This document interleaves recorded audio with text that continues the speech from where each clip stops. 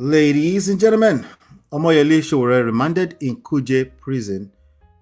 Bail revoked, a bench warrant executed, and Omoyele Sowore is officially starting the week behind bars at the Kuje Correctional Center. Justice Mohammed Umar of the Abuja Federal High Court issued the sudden remand order today following Sowore's absence at a previous sitting for his ongoing trial regarding alleged cybercrime and defamation against the president. Though his new legal team, led by Adeyinka Olumide Fusika SAN, fought fiercely and explained that the absence was strictly for deep legal consultations, the judge dismissed applications for this recusal and ordered Sowore held until the formal hearing on Wednesday, June 24th. Sharp Edge News, I have a question for you. But before we get into the question, I have a small video here that I want to play that's going to help us make sense of all of this, maybe a little bit more than what we're seeing in the news. All right, check this out. I use the smart buying tools. Let's see real quick. Here we go. Let's see, almost there. Okay, here we go.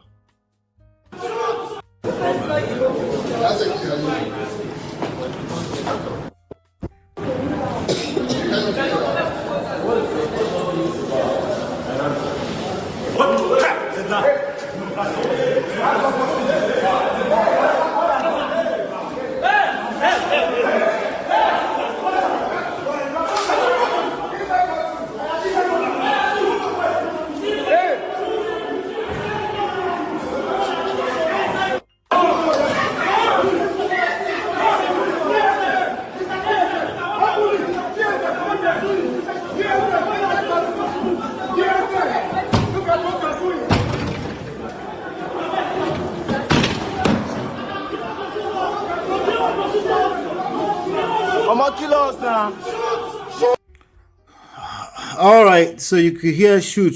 I don't know what they're shooting, but the question I have is,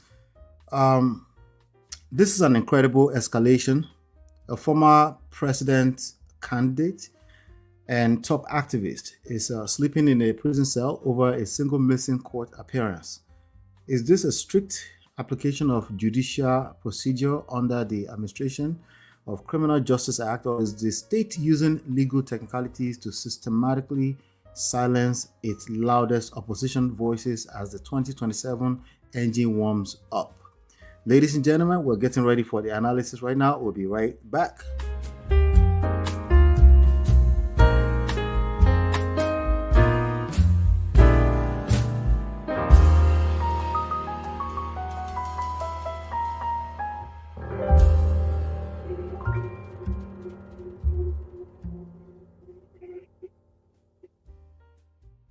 Ladies and gentlemen, High Chief Oladimeji Abitogun.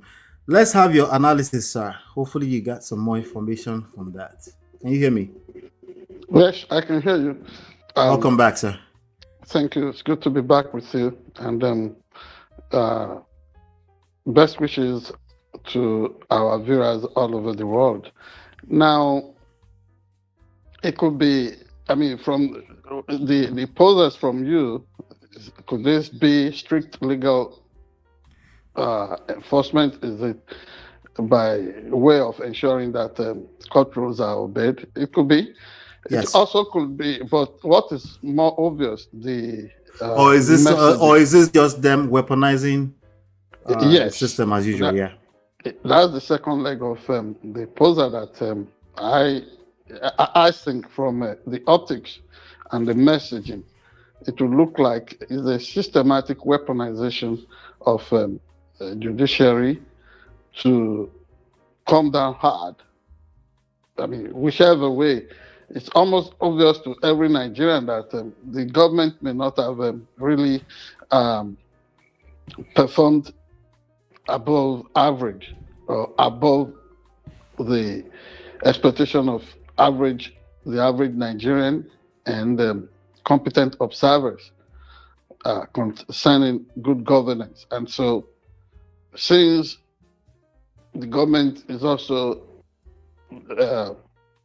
playing the card of entitlement because of incumbency, that automatically it should be back in office for another term of 4 years. Yes, it would want to throw away every pretense, basking in the euphoria of so-called off-season elections, victory coming all the way, or in most places, for the ruling party. They want to do what they are doing. And if anybody had ever been in doubt as to the fairness, if the system is, really accommodating to every shade of, every shade of opinion and interest in the country. The ruling that came last week from the Court of Appeal, bearing down so hard on the Justice Peter ruling, where he almost, decreed into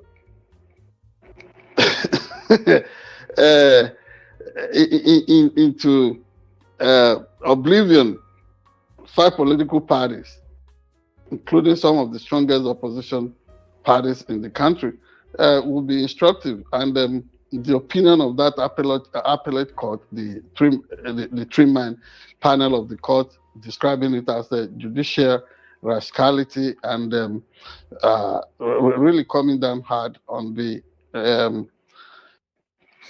out-of-hand practices of the judge that gave that ruling, restoring or putting in place a stay of execution order against the attempt at registering 5 political parties. That will show you something. So whatever could not be achieved through that kind of arrangement, since everybody now knows that there are questionable characters on the Nigerian bench, that is the judiciary, whatever is coming the way of Omoyele Sowore now wouldn't be a surprise. And it's almost coming from the conclusions drawn by this Justice Mohammed, if I get the name right. What, in spite of the very strong arguments that were advanced by Sowore's lawyers, that this man did what he did. And look at the way the court had even played the entire matter. When they said they were going to sit, Sowore was in court. The court did not sit. When he was not there, they sat. Look at that level of inconsistency. Look at that situation of unpredictability. A judiciary must be predictable. It must be programmed such that you can say they are going to sit and they would sit. It is a different ball game entirely in Nigeria. And having personally put the system to test myself, it's so difficult to expect that you will always get a justice through such a system. So, is it about putting in place a matter and then you find adjournments that never end, never predicting when that matter would ever be concluded? So, Sowore is now their hostage, and it's been their hostage for a very long time. In spite of what everybody thinks cannot happen, he leads a relatively small political party, political movement, but when it comes to showing up at every opportunity on the street through his voice, you can count on Sowore that is always there. So that makes him a present existential threat to the administration in Nigeria. What do oppressors fear most? Education, conscientization. Sowore is able to demonstrate in an ample way that is up to the task when it comes to nudging Nigerians, when it comes to waking Nigerians up to their rights and obligations to the state, and holding power accountable in Nigeria and speaking truth to power. So such inconvenient truth, when you look at the nature of freedom struggles, whether when our brothers and sisters were in chains and locked by way of slavery in the United States here, or South Africa, or the decolonization struggle all over Africa. There's one thing any oppressor would be scared of is education. In fact, it was a crime at the time, especially after the Nat Turner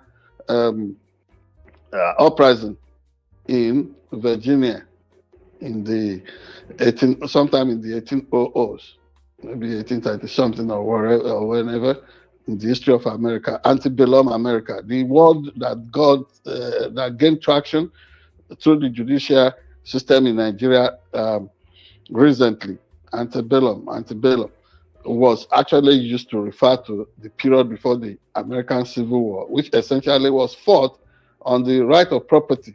And what property? Human property. Black people to be held down as slaves. So after the Nat Turner uprising in the United States and the brutal suppression of that, it was criminalized first in the state of Virginia that any slave seen to be pursuing education or being educated to be seen with that, just because Nat Turner was able to read the Bible and he was hearing voices and did whatever he had to do to throw away the yoke of slavery, it was criminalized. Same thing, that same kind of threat is what the government is smelling, is sensing in everything Sowore does. Whatever he does, whatever action it takes to make sure that Nigerians, the average Nigerian, is alive to his or her responsibilities, will be brutally suppressed. And I think, like you asked, this order that it should be remanded at Kuje, they don't like calling it prisons anymore in Nigeria, at a Kuje Correctional Facility in Abuja. Correctional Center. Yes, that ruling, that statement coming from the court is just meant to keep him out of circulation. That is my belief. And it's going to be systematic. It's going to be something that will be methodical on the part of the state in Nigeria now. Oh, they will say it's not the government that is doing it. It's a pronouncement from the bench. But from what everybody knows already, the whole system is rigged. You go to the legislature, it is playing the tune dictated by the person who pays the piper. You go to the judiciary, it is the same thing you get. In fact, people would dare you to go to court because they know that system would never ever give you the justice you want. But at some point, there is that danger that something may snap within that system. And look at that drama within the hallowed chambers of the court today. The youths around Sowore were daring the officials of DSS or SSS, whatever the name they call it, confusion galore in Nigeria. No clarity as to what proper name to call any government agency. Anyway, look at the way those youths, those activists, the way they were daring the officials of DSS to shoot at them. I mean, what else would you want? It's always a prelude, the gathering storm for maybe something nobody was thinking could happen in Nigeria. When you see youth coming out, daring and facing and not minding the consequence of being shot at, and they are demanding real action. God knows where that it's a warning signal for the administration that you can't take liberty for license. You can't take people for a ride. You can't take them for granted. You think they will never snap at any time? Heck, everywhere people have ever been suppressed or oppressed, they always snap. You think you can hold them down with the power of the gun or the jackboot? They will tell you they too are human beings. Right. So this is what I suspect here. On the balance, this is like, okay, what the court expects of you, we must put you where you belong. Number two, systematic weaponization of the bench, the judiciary, to whoop people into line. And God forbids that Nigeria will collapse to a one-party state. And the next topic you are bringing up on the Ekiti election will afford us a more or better opportunity of diving deeper on the subject of possibility of Nigeria collapsing into a one-party system. Thank you so much. Thank you, ladies and gentlemen. Do me a favor, hit the like button, share, subscribe, turn up your notifications so you're notified when we go live. Let's move on to some other Congress topics around the world, and I will be right back.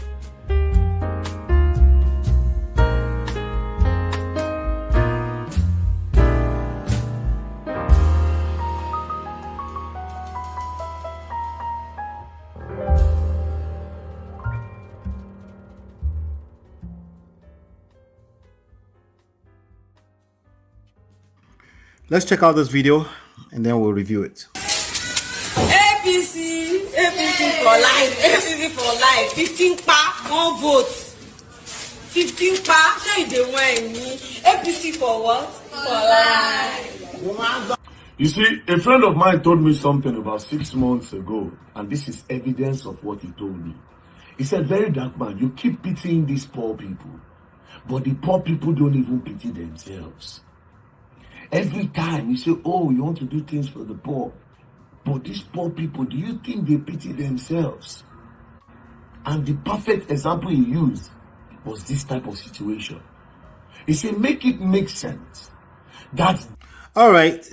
Very dark man has started to flag videos around the internet, so we're not going to play too much of his clip. But what we're looking at is a 15,000 naira Ekiti vote buying video scandal. APC for life. A shocking viral video of a young woman flaunting cash has completely blown the lid off the integrity of the Ekiti landslide victory. While the ruling party continues to celebrate Governor Oyebanji's massive second-term win of over 319,000 votes, this newly surfaced footage has dragged the conversation straight into the mud. They call it the trenches. In the video, the woman proudly displays 15,000 naira in crisp bank notes directly to the camera, gleefully boasting that it was handed to her in exchange for her ballot. Diboko Sebe. Civil society groups and monitors like the CJID are already calling it an affront to democracy, pointing it out that under the Electoral Act 2026, vote trading carries a steep 5 million naira fine or 2 years in prison. Sharp Edge Nation. This grand victory party has suddenly run into a heavy credibility wall. Is this viral video just an isolated case of a reckless voter cloud chasing on the internet, or does it expose a deeply entrenched commoditized system where democracy is simply sold to the highest bidder at the polling booth? Yes, ladies and gentlemen, High Chief Oladimeji Abitogun, let's have your analysis, sir. Thank you so much, Ola. It's suffrage consumerization, and honestly, it's not something that has just that is. There's nothing new about this. There's nothing novel about it. It's a culture that is endemic with Nigerians. And I think somebody should mark the face of this particular woman who was shouting APC for life just because her conscience could be bought for a pittance. And it's the story that run into everywhere. In Ekiti, what were they exchanging their mandate for? Fresh tomato fruits. Fresh tomato fruits on the street of Ekiti. And so many other places. Even at Edauniyo in Ekiti, a person that we know there said, in spite of the fact that a pastor was recently killed by terrorists there, several worshippers still being held hostage. You don't ever get that in the news just because they must make it look like, oh, everything is okay. It's now Kumbaya in the land of several rolling hills, Ekiti land. So, in spite of Ekiti having the fame of producing top-notch professors and academics, in fact, the motto, that state's preferred motto is fountain of knowledge. It's not showing in the way our people carry themselves these days. The Omoluabi that they are always lashing on. They say, you go to Ekiti State, you go to Ondo State, people will not behave in a certain way. It's all balderdash. Everybody is caving under the yoke of poverty today in Nigeria. So for any amount of money, and it's always been there anyway, even in those years that people view with nostalgia. And I will tell you this firsthand because, you know, my father was politically involved. He was politically involved, whether in Egbe Omo Yoruba that was inaugurated in 1951 or thereabout at Makbo Hall in Owo, or the Emergent Political Order Action Group, metamorphosing to Committee of Friends and later Unity Party of Nigeria in 1978-79, up till the time the military put that contrivance to bed on December 31st, 1983. My father was involved, and closely I saw things. I mean, there were times political parties distributed swords and all kinds of stuff, but not on the grand scale that you see today.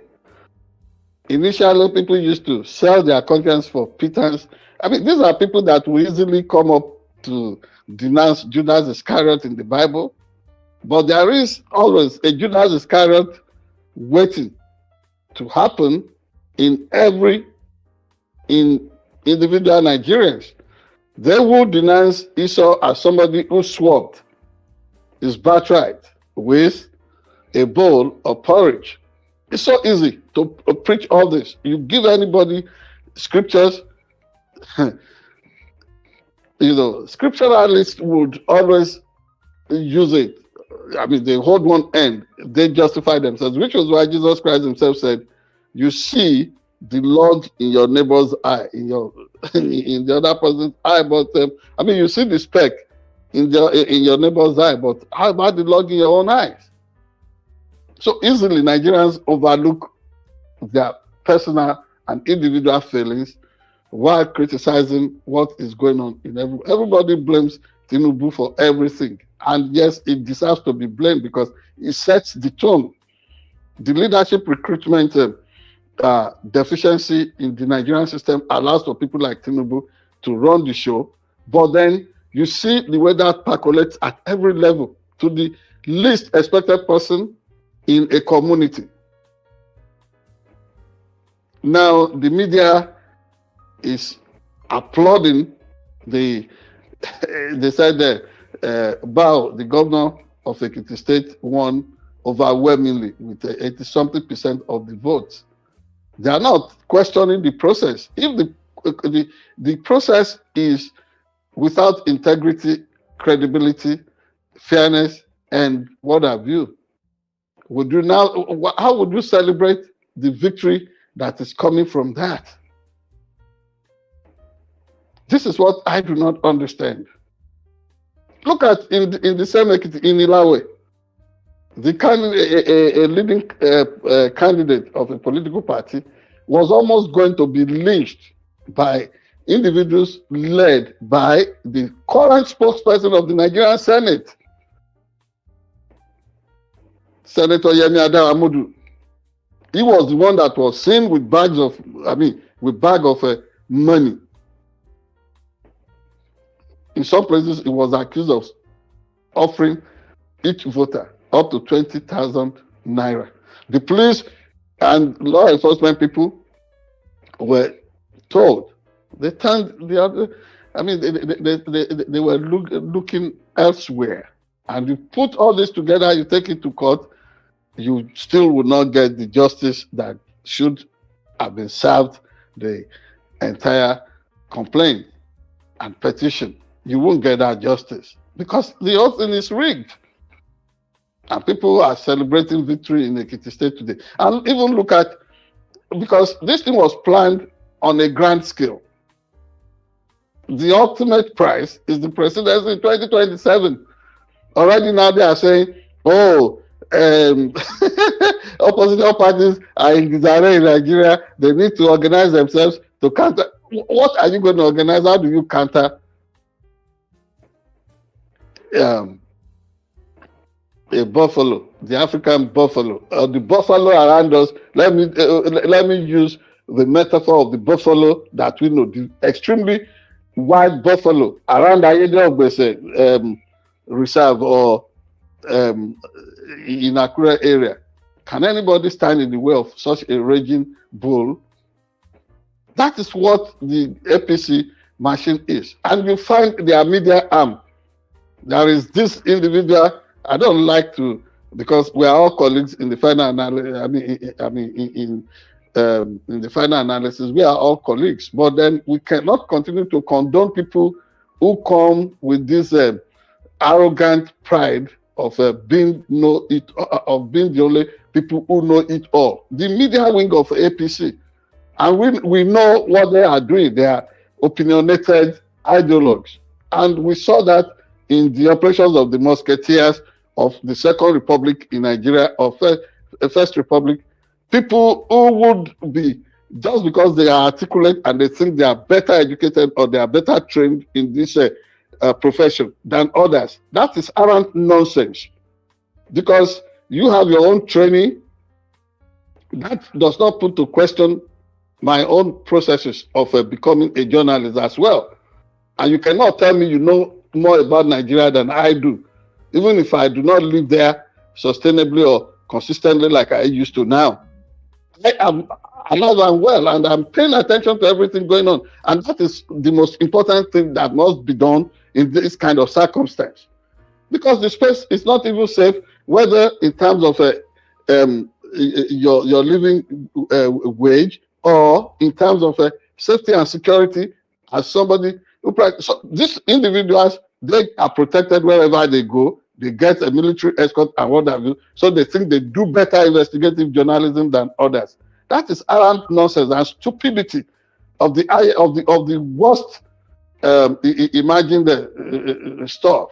And so they are busy painting it as if, that 300,000 vote plus garnered by the sitting governor of Ekiti State, who has now been returned to office through a questionable process, makes it a done deal that, yes, he has a kind of victory comparable to some people they have named, like, David Umahi in Ebonyi State, and this and that elsewhere. Fraudulent comparisons. The deal is, the figures published, they said expected number of voters that would come in Ekiti. 1,020,000 plus. And then they didn't put the current one on what they were projecting. They put that of the one that held the last time, which is 900,000 plus. But even at that, look at the turnout for the election. These are people that have been boasting Ekiti will give President Tinubu 5 million votes. It will give Ekiti will give Tinubu so and so.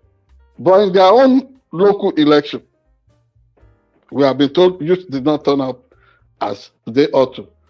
Old people came out. But what did we see? In some places, you find out that on the ballot booklet that should contain 100 leaves. What do you find there? 80. In some places, some pre-printed, thumb-printed ballot boxes were given to some old women. They said, why did I thumb-print this? And they said, you are overreacting. So many other shenanigans, but put it on a larger scale. The fraud that is being paraded as Nigeria's population is being exposed right before everybody's eyes. Every time, yes, they tell you Nigeria is about 200 million people plus. It's all a ruse. Things that are being peddled by politicians so that they can corner resources, not even for the people, but for themselves. And so you find that the figures do not match. At the end of the day, what percentage of people voted in this election? Less than 50% of the people came out. But they are saying it's overwhelming victory. 40,000 plus for Dr.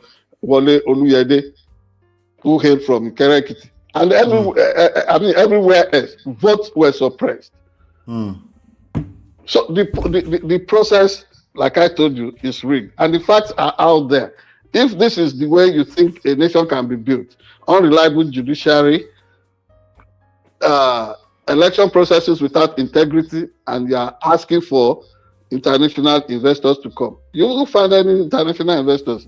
All you will find would also be, that will be pretending to be investing in the system will be disgraced characters like Shagori and Shagori brothers. Once despised people who destroyed Nigeria, but that have now become so cozy with this administration. And that is what you find running at all levels in this administration. So you ask me, succinctly put, concisely said, I will say the Ekiti election is a disgrace. All the same, they want us to congratulate the governor that has been re-elected. Well, so you're saying it's still a commoditized system? It is. Despite all the efforts. It's all rigged. It lacks integrity. See, What a sorry situation. Sad. Yes. Sad. Yes. So sad. And this is the best. Nigeria pretends to be the best place on the African continent. But you see the shame and the charade. Thank you so much. Thank you so much. Ladies and gentlemen, do me a favor, hit the like button, share, subscribe, turn up your notifications so you're notified whenever we go live. We have some other trendy stories around the world, and we'll be right back.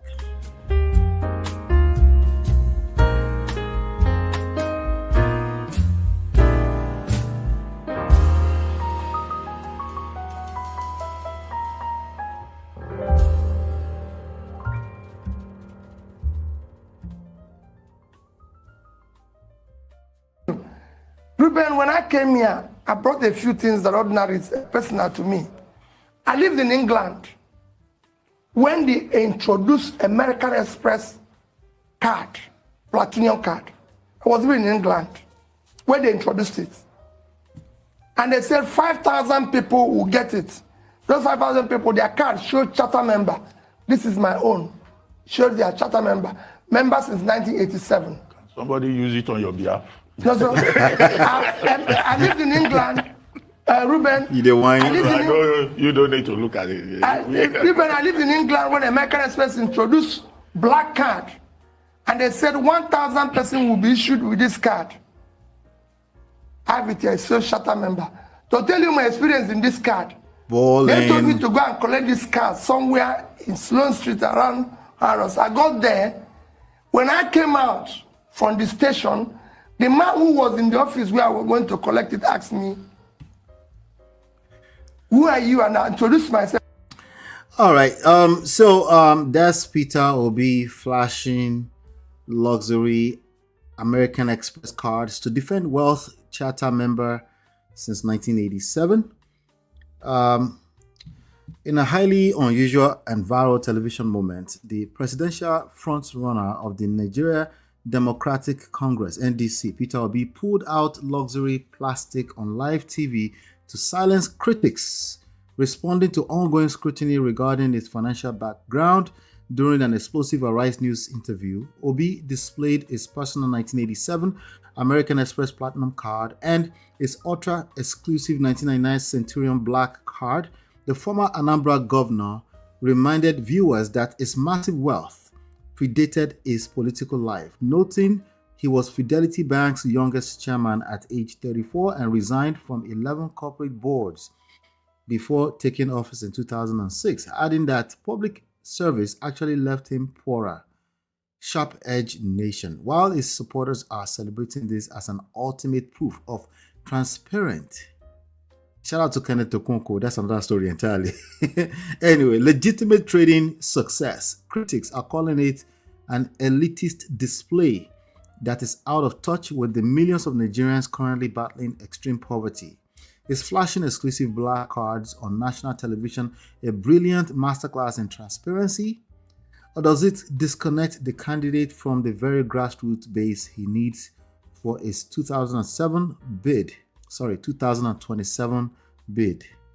Ladies and gentlemen, to give us the Sharp Edge analysis, High Chief Oladimeji Abitogun. Let's have it. Thank you, Ola. The truth of the matter is that many of us will be dying to have, to hone the kind of a success story that Mr. Peter Obi personifies. So if anybody is going to look at this as a huge disconnect or flaunting of elitist lifestyle, that will really be sad.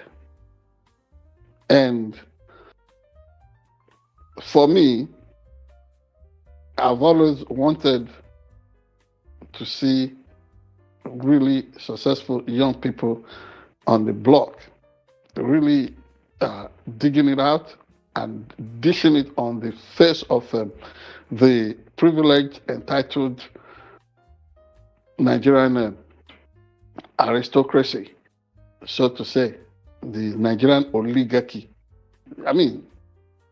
I like elements like Omoyele Sowore. I like people like Peter Obi, the underdogs, people that you would take for granted, yet deep down there, they have something they can flaunt as their measure of personal success. I'm not talking of ostentatious living now. Peter Obi did not do that out of ostentation. He was doing it to let people know that he is not what they are framing him, what they are characterizing him to be. What else do they want? Anyway, there must be some words of consolation for Mr. Peter Obi and the Omoyele Sowores of this world. And it is in that song, is in that ancient fable by Aesop that was lyricized in Yoruba Juju form by Chief Commander Ebenezer Obey, the one that talks of the man, the son, and the donkey. Baba, Kete kete. Baba kete kete and Sọmọ tó lè dá kò sí wa tó lè. So this is what is instructive in this situation. That fable originally was told by Aesop, almost 500 BC, and then Obey was able to bring it. He was able to drive that message home with a Yoruba consciousness. in lyrics and percussion. So this is what Peter Obi must embrace at this point. They would want to rubbish all his genuine achievements, his attainments in life would not matter to somebody that would always be scornful. You know, that's the way of Pegon people. Yorubas call them Elegon, Pegon. That is what they live for, just to despise, to rubbish people's genuine achievements. It could be within a family, it could be in the larger society, and it's even worse when people come to political space. And that is what they are dishing out to him. For example, earlier today, when the British Prime Minister Starmer announced that faced over a period of time until September, he would want to resign from office. And Peter Obi was calling on Tinubu to emulate such a worthy example, having failed at everything, including leadership and setting the tone for financial recovery or economic recovery in Nigeria. The massive failure of the current administration there. The response of the people, instead of weighing that call on its merit, whether it is true or not, is to really go back to the Ekiti discredited election to say, oh, the proof of Tinubu's acceptance to the people is in the way people turned out in Ekiti, and our other off-season elections have been won by the ruling party. I said, excuse me? All reasons like this,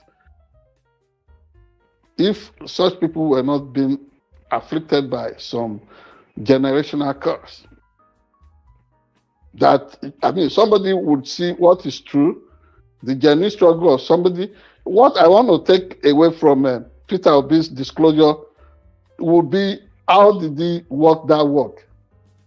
And that is why I like biographies and autobiographies.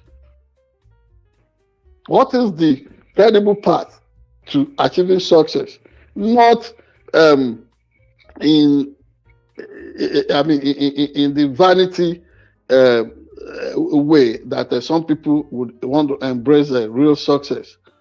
And it doesn't necessarily have to be financial before people record success. You can just have a bowl of Gary and still be happier than somebody who wakes up with, you see, skyscraper of currencies in different denominations from across the globe surrounding him or her. You could still be happier. So how do you attain that level, that measure of success and greatness, instead of discarding people's genuine achievements? I think the individual path to attaining success will be what one should be recommending for the average Nigerian. Having failed at this collective attempt at rescuing the system, maybe if each person now begins to embrace his or her destiny, things may be better. But for people who will just sit in one corner and then all they want to focus on is, he's been dangling a platinum card, he's been dangling a express card, he's been doing this, he's been doing that. No. People should look beyond that and understand that you can challenge people as to what they are worth or their true value, and then you don't expect them to respond. And interestingly, the man said he first had that the express card way back in the 80s, and then the other one, the black categorization thing in 1999, long before he became a state governor. We should celebrate people that are genuinely successful. And you see wishy-washy people who never had anything to to boast of in terms of material wealth until they got political appointments or got elected into offices. You can't put them on the same pedestal with people who have always worked hard for whatever they have in life. Not people feeding fat on the wealth of common folks, on what should be the common patrimony of everyone in a country, and then they come around and make it look like, oh, the vast majority of the people are poor just because of one thing or the other. That is not the point of this making here. So people should get it, and if they don't get it, they should just deal with whatever they're dealing with. But I think people should embrace their own narratives about a personal path to redemption, about personal path to success, and what have you. And that ultimately would help in making sure that we evolve a better nation. And that cycle continues like that. Sometimes it may not work out the way we envisage it, but most times embracing personal story, personal journey helps a lot. I hope somebody is benefiting from the events that are unfolding around the Nigerian political gladiators every day. Thank you very much. Thank you so much, sir. Ladies and gentlemen, please do me a favor. Hit the like button, share, subscribe, turn up your notifications so you're notified when we go live. We have some other trendy stories around the world. We're going to catch up on some trendy stuff, and yeah, we'll be right back.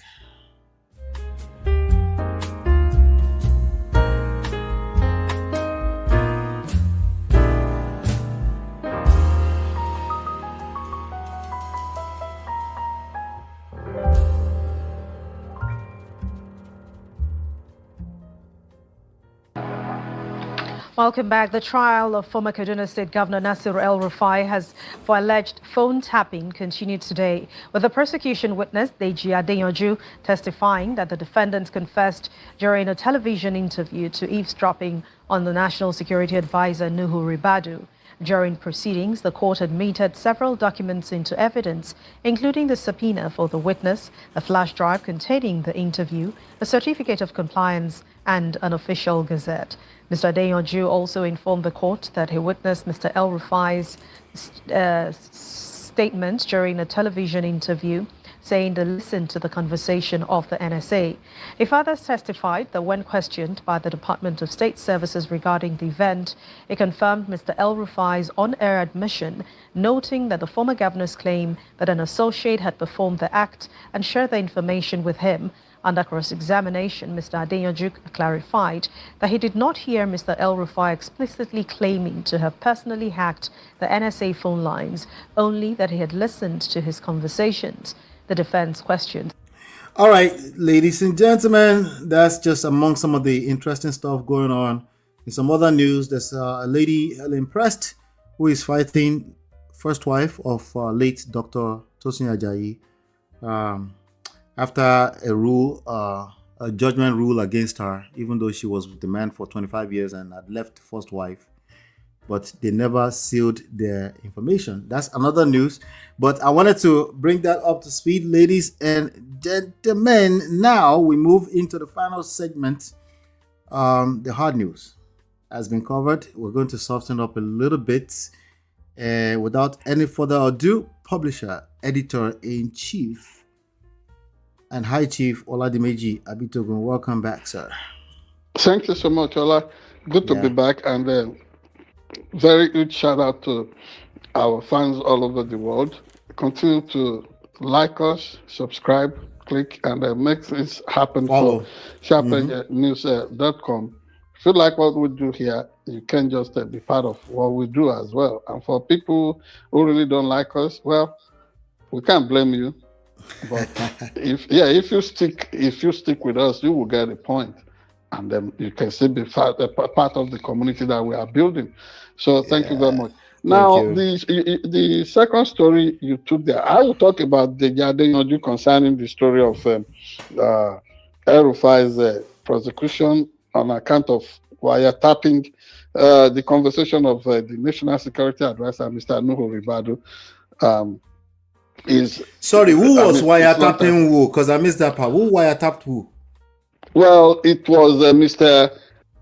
Nasir El-Rufai, the former governor of Kaduna State, that lowered his guard in an interview to say that they were listening to conversations from the Office of the National Security Advisor of Nigeria. And if it was that easy for them, if it was that easy for them to wiretap the NSA's line in the presidency, it becomes a matter of philosophical whatever that. Okay, so if Mr.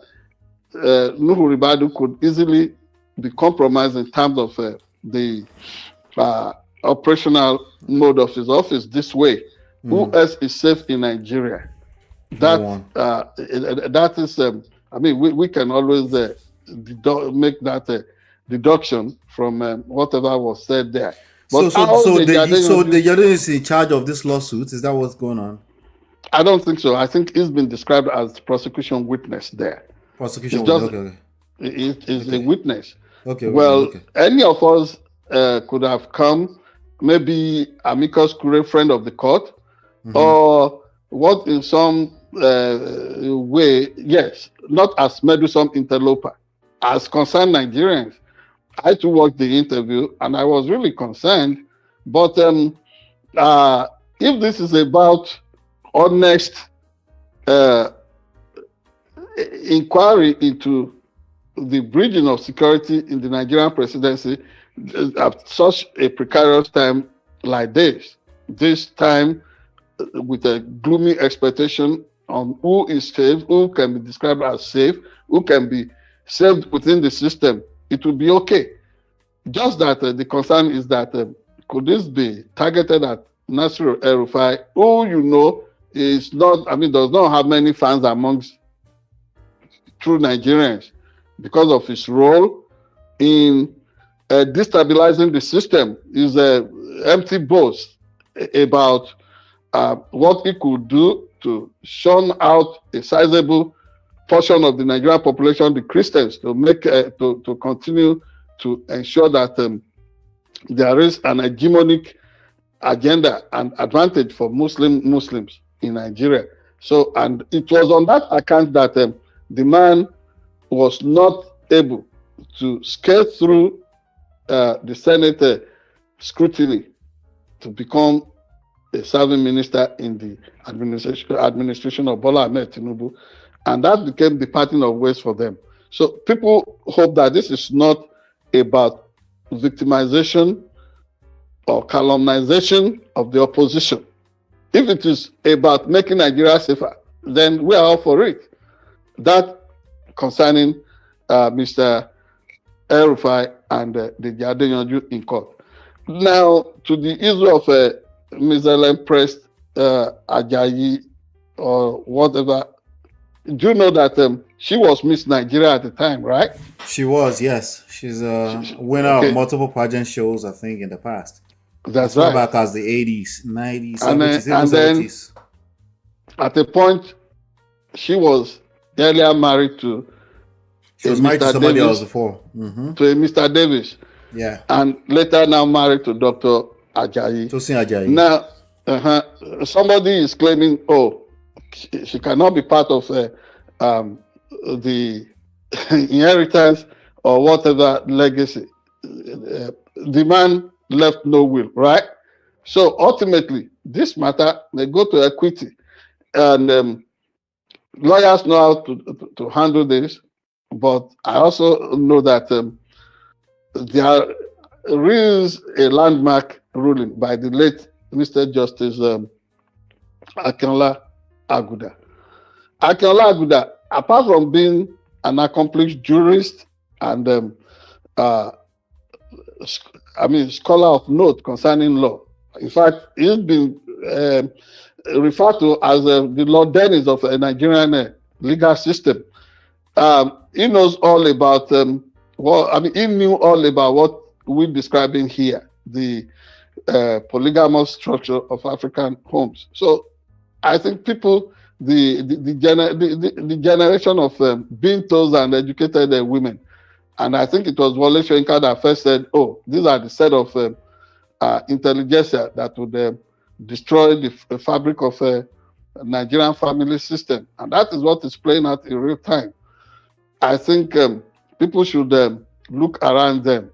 In some families, for example, in our family, I don't think anybody is going to just overflog the issue of you being the first wife of this and that. My siblings protect everyone in the family. So for the sake of a good heart, I think people should talk less about who is a legitimate child and who is... Every child is legitimate, and nobody should be playing the card of demonizing anyone because of circumstance of birth. No child or no woman or no man can predict the end of... Sir, let me ask you this question, sir. What would be the responsibility of Dr. Tosin in regards to this before he passed on?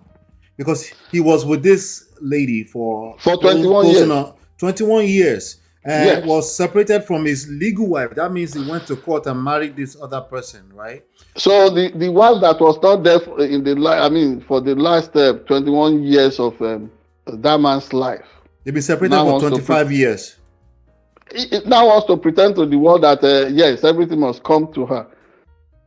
Isn't that... Yeah, but in the real world, right? In the real world, if this wasn't about marriage, whatever is legal on paper would have to carry... But the man left no will. The man did not leave a will. Yeah, but she was the one that was legally married to him. What is that's what I'm asking. What would be his responsibility before he passed on to ensure that this doesn't happen after his death? The issue here is, was Miss Helen Prest introduced to the family of late Dr. Ajayi as a wife or not? No, you're correct about that, sir. But yes, you also mentioned something about Wole Soyinka. Was it Wole Soyinka you just mentioned, right? Yes. When you mix when you mix the Western situation, right, with the way Nigeria used to do things, right? The best thing would have been for Dr. Tosin to go to customary court or officially divorce his wife. Before he passed on, he had 20 plus years to do that. Why didn't he do that? Notwithstanding, if a man and a so-called legally married wife did not live together for even 6 months, no conjugal relationship and all that, and you still call that a marriage? No, it's not a marriage after 3 months, in my opinion. Justice is justice is what is speaking loud here. The lady, the second woman, also must be protected. So what's gonna protect her now is my question. Equity. It's called equity. It's not the normal long drawn litigation. Maybe they go to mediation or arbitration or whatever, but equity.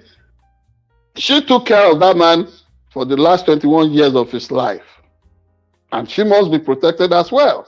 It goes beyond having paper and ink. After all, paper and ink put people in slavery, colonize Africa. It does not mean justice.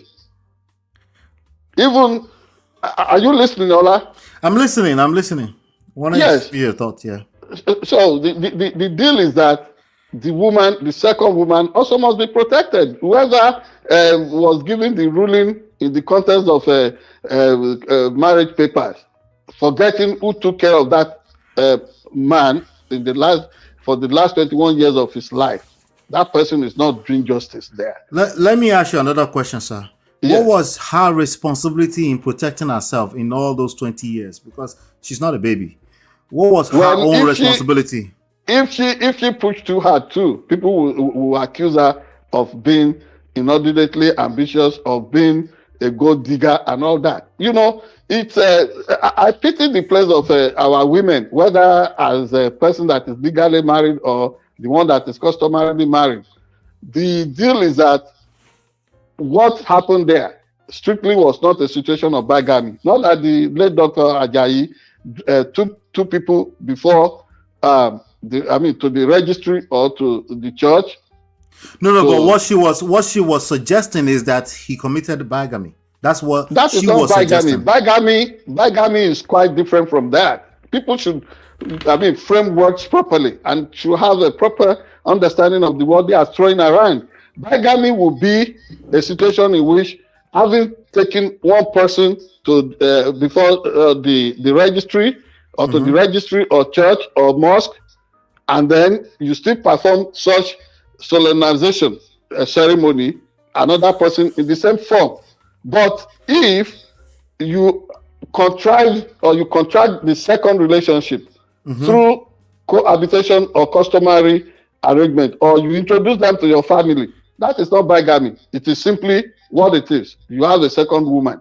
That person is not protected through the paper, the black and white, the legal. So what is protecting that person is my question. What is protecting is the law according to Justice Akeola Aguda of blessed memory. Laws of is that written in the law? Customs. You said? Is that written in the law? That if you take a person and introduce them to your family, even though you are again using regular court, right? Registry, yes. You are married to another person. At what point does it cross the line into bigamy? That's my question. If it becomes bigamy, it crosses that line. If you take the second woman again to a registry without first divorcing the first one that is contracted through registry or the church or the mosque. Okay, there's a hole here. There's a hole here, and that is what is being. No, not from me. But I'm saying It's been whatever this hole is been explored or exploited, according to you, by the first wife. Yes, which is quite wrong. Okay, so you're saying it's wrong. I don't see it that way, but okay, I don't see that. How do you see it? The way I see it is that this gentleman, before he passed on, should have done the rightful need. He should have divorced. He should have divorced his wife. He had more than enough opportunity to divorce. Nobody knows that. Nobody knows that hour. Well, what I'm saying is that 20 years is a long time. And then also, the first wife, she could have been nursing this idea that one day, and you might be right in that regards. But this second wife or side chick, supposedly, also should have. Please. Wait now. Don't call her a side chick. She should have protected herself from being called a side chick, and she failed to do that. That's what I'm trying to say here. Okay, she should have either she's a side chick or not. She should have protected herself from being called a side chick, because right now, after 5 years, the court system is not favoring her. That is the court system that is talking. Who is in Nigeria? Can you name anyone, any individual that finds him or herself vulnerable that the court favors? They always say it's the last hope of the common man. But what would be your advice to? What would be, because we run out of time now, we're 3 minutes over time. What would be your advice to Helen Prest or the Helen Prest of this world? The family of Dr. Ajayi. No, not the family of Dr. Ajayi. Helen Prest. We'll go to the family of Dr. Ajayi. What would be your advice to Helen Prest of this world right now? They're inside of a marriage, according to you, for last 30 years. They should do everything to protect themselves. And as a matter of fact, to our men, whatever, if you think you have a woman that you have not divorced as your first wife, and you think could bring the roof down on everything and embarrass and drag your name, do whatever you can do for that second wife before you depart this world. Do everything and make sure everything you do for her is in her name. That is that is an assured form of security for second wives. And I don't really like the idea of them being called a side chicks, I know you don't. I could tell that you don't. But because you know the number of my mother in my father's house. If anybody describe my mother as a side chick, then such a person, such an idiot or imbecile will be asking for war. Because the reality is that our grandfather was not legally in a registry married to the first wife. That's the reality. Well, whether he was or not, of course, in his time, you also remember the church saying, chase away the remaining wife, you embrace the first one as the one that can come for the Holy Communion with you. But those people, our forebears, our parents, our ancestors were really wise. Elsewhere where that happened in Jebu, remember what happened? A community that was supposed to be predominantly Christian lost out, and today Ijebu is predominantly Muslim because of such ignominious advice coming from Christian preachers who did little or nothing to understand the culture of Africa. You know, monogamy is Eurocentric, it's European, it's not biblical. Polygamy or what have you, I mean, whatever is going to give you satisfaction is what you do, but don't also wreck your home. If monogamy works for you, so be it. If it's polygamy, you are not under any divine condemnation.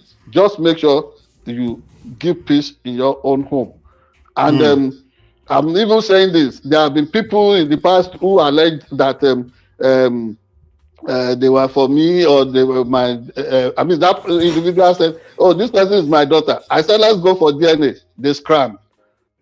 So today, I'm coming clean before my family. The children I have from my wife, first marriage, that is the only children. Those are the children that are legitimate. And you are hearing this, or if I die tomorrow, you Abitogun should know that nobody can come and say I'm the father, because they all have the opportunity of coming for DNA screening. They didn't show up. So Papa was a Rolling Stone. I never kept any side chick anywhere. Never kept any side chick anywhere. That is it. I want her to remarry. If they didn't stay, they didn't. They didn't stay. If they didn't stay, they didn't stay. So they didn't stay. But whoever comes in legitimately, nobody will tell me that native law, customs, or if I make any appearance before any law court that I've done any wrong thing. So all right. Okay. Thank you very much. Ladies and gentlemen, that was a good one. Do me a favor, hit the like button, share, subscribe, turn up your notifications. Actually, we would like to know your thoughts on this Tosin Ajayi estate war, the estate versus Helen Prest. Let's know what your thoughts are, because the social media court has taken over. And on our sister channel, I will probably be covering a little bit of that, the Man of Prestige. So we'll see how that goes. But this is going to be interesting. I wasn't going to cover it before, but now I feel the need to do it. Yeah. Ladies and gentlemen, hit the like button, share, subscribe, turn up your notifications so you're notified when we go live. We'll see you the next time. Take care. God bless.